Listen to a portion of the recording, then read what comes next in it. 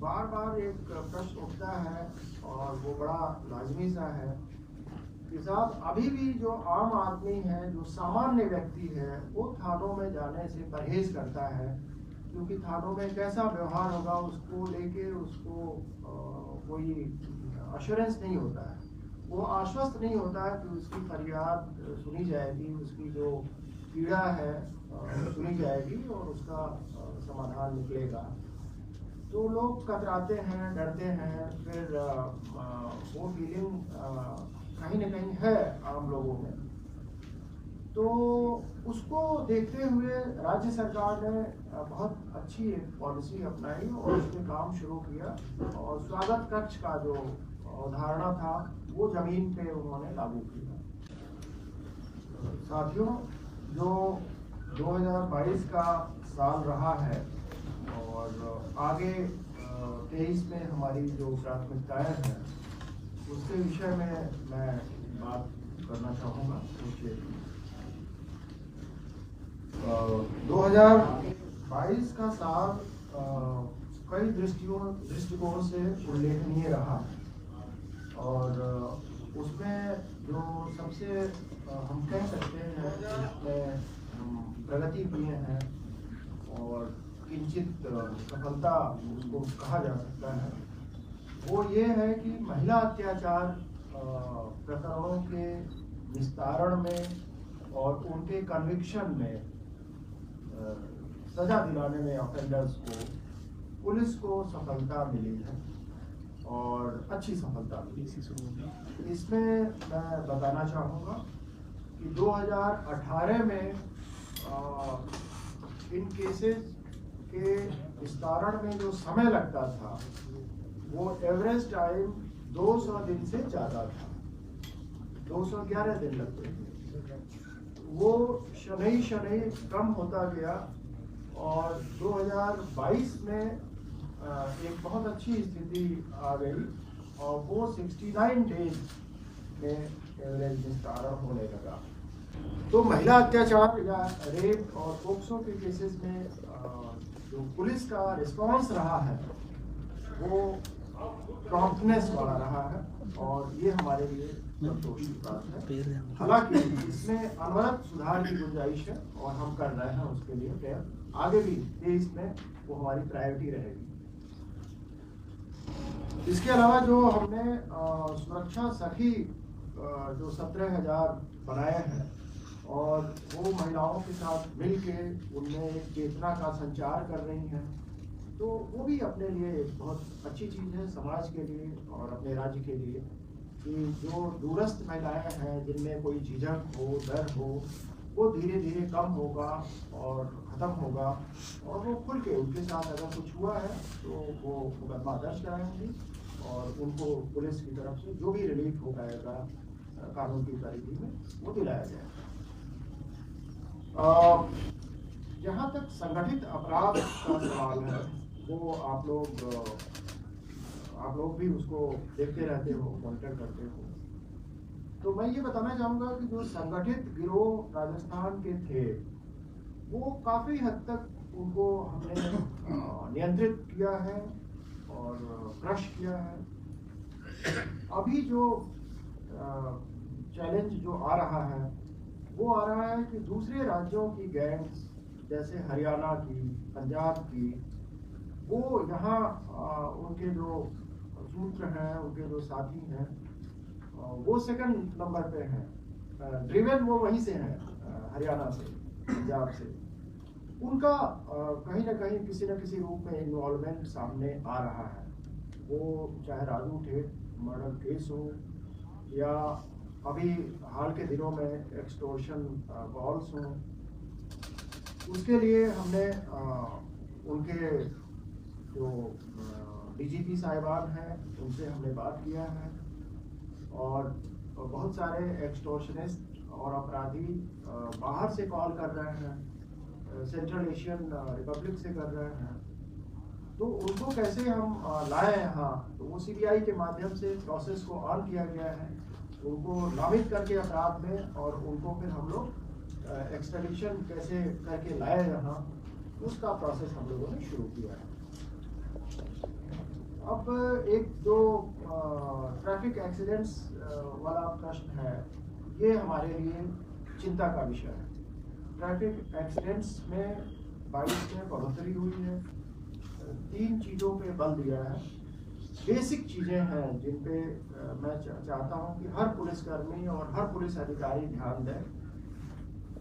आम जनता या जो भी पुलिस से मिलने आए, वो कोई भी हो सकता है, किसी भी जाति, किसी भी क्षेत्र का हो सकता है, किसी भी वर्ग का हो सकता है, और उसमें भी जो वल्नरेबल सेक्शन है, जो वीकर सेक्शन है, उनके प्रति तो और ज़्यादा संवेदनशील होकर हमें सद्व्यवहार के साथ उनकी बात सुननी चाहिए।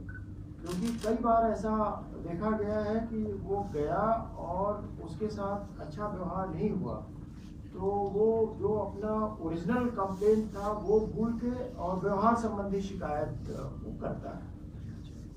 तो हमने जगह जगह अपने इंटरेक्शंस में, संपर्क सभाओं में, और आप जैसे यहाँ हैं, आपके माध्यम से मैं यही इम्प्रेस करता हूँ कि पुलिस का व्यवहार और अच्छा हो, मधुर हो जनता के साथ, और पीड़ित अपनी बात खुल के कह सके और उसको विश्वास हो पुलिस हमारा जो भी संभव होगा हमें हेल्प करेगी, सहायता करेगी।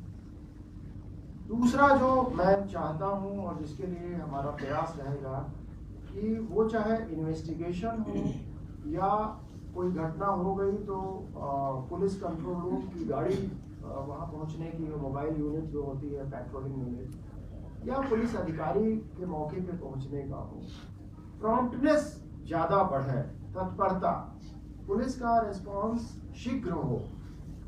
वो किसी भी अवसर पे अपराध घटित हो तो जल्दी पहुँचे मौके पे, कोई इन्वेस्टिगेशन का मामला हो तो वो अनावश्यक रूप से पेंडिंग न रहे। और मैं यहाँ धन्यवाद देना चाहूँगा एडीजी क्राइम का, अपने एडीजी सिविल राइट्स का, और जो हमारे एडीजी एटीएस एसओजी हैं, कि इसमें हमने अच्छी प्रोग्रेस की है। तो ये चीज़ भी हमारा प्रयत्न रहेगा कि औसत जो हमने महिला अत्याचार से संबंधित केसेस में उपलब्धि हासिल की है वो बाकी केसेस में भी हो। इसके साथ ही मैं बताना चाहूँगा कि जो गुंडे टाइप के लोग हैं, जो माफिया टाइप के लोग हैं, वो चाहे नकल माफिया हो या ड्रग माफिया हो या जमीनों पे कब्जे करने वाले माफिया हो, हमारा रिस्पांस बड़ा टफ होगा। और आप लोगों ने देखा कि अभी जो नकल वाली जो बात आई सामने, तो उसमें 2 लोग जो सरगना टाइप के, भूपेंद्र और सुरेश, तो भूपेंद्र और सुरेश दोनों पे हमने किस तरह से चौतरफा वार किया, और हमारी रिपोर्ट गई और जेडीए का इन्फोर्समेंट ब्रांच बधाई का पात्र है, और जेडीए भी इस मामले में बधाई का पात्र है कि उन्होंने लीगल बैटल बड़े अच्छे से लड़ा, और उसको जो भी इलीगल कंस्ट्रक्शन था उसको आप लोग जो हेडिंग देते हो, जमींदोज कर दिया गया, डिमोलिश कर दिया गया। तो हमारा ये चौतरफा वार होगा उन पे, और जो कानून है अभी उनको भी हम सख्त बनवाएंगे। हमारी कोशिश होगी, राज्य सरकार से हमारा आग्रह होगा और हमारा निवेदन होगा, और उस पर राज्य सरकार का पूरा सहयोग हमें प्राप्त हो रहा है। पारदर्शिता बढ़े, और बहुत सारी चीज़ें हैं जो पारदर्शी रहने से बेटर रहता है, पुलिस की छवि में सुधार होता है। जैसे अगर मान लीजिए पुलिस ने किसी केस में एफआईआर दे दिया, तो उसमें छुपाने की क्या बात है, बता दो आपका केस नहीं बना, एफआईआर हमने दे दिया। अगर चालान बन रहा है तो बता दो उसको कि हमारे इन्वेस्टिगेशन में ये मुद्दे पाए गए हैं और आपका चालान जो है हम पेश करेंगे। तो उससे बहुत सारे करप्शन में कमी आती है और लोगों का विश्वास बढ़ता है। तो जो ऑपरेशनल पार्ट है वो तो अपन सीक्रेट ही रखेंगे, दबिश कहाँ देना है, कहाँ से किसको उठाना है, वो ऑपरेशनल पार्ट तो सीक्रेट रहना चाहिए। बट बहुत सारे ऐसे मामले होते हैं सामान्य प्रकृति के जिसमें आप जितना ट्रांसपेरेंट रहें अच्छा है। तो ये चीज़ें थी। एक जो मैं बताना चाहूँगा, जो आपको सारा ही सर्कुलेट होगा उसमें तो विस्तृत आपको जानकारी मिल जाएगी। फायर आर्म्स की रिकवरी और इस संदर्भ में मुकदमे और अरेस्ट, इन तीनों में हमने बहुत अच्छी प्रगति की है 2022 में पिछले साल के मुकाबले। इस साल 22 में, मतलब इस साल का मतलब 22 में इन तीनों में मतलब फायर आर्म्स ज़्यादा जब्त हुए हैं, ऑफेंडर्स की संख्या ज़्यादा है जिनको अरेस्ट किया है हमने, और मुकदमे भी ज़्यादा है। जो इंसदादी कार्रवाई प्रिवेंटिव एक्शन है वो भी सिग्निफिकेंट रहा है। लगभग 51 राजपासा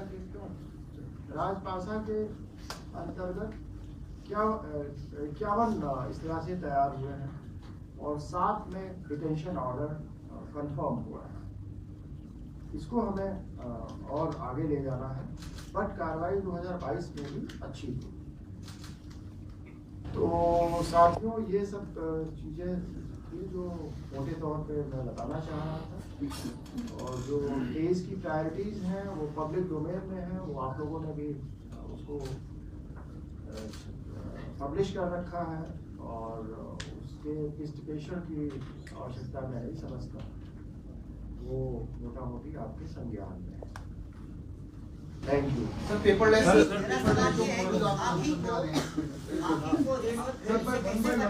एक आप सबसे रिक्वेस्ट है, 1 बाय 1 पूछे। अपना नाम, पहले अपना नाम और ऑर्गेनाइजेशन का नाम बता दें, फिर उसके बाद सवाल पूछें। एक मिनट, 1 बाय 1। विष्णु एक मिनट पहले एक सवाल है, उसके बाद सर। पेपरलेस जो वर्क जो पहली बार आप लागू करने वाले हैं, वो कैसे काम करेगा? जो मॉड्यूल है वो मॉड्यूल ये है कि हमारे पास फिजिकल फॉर्म में फाइल ना आके उस पर कंप्यूटर पे आ जाएगा और अप्रूवल हम कंप्यूटर के माध्यम से हम दे देंगे।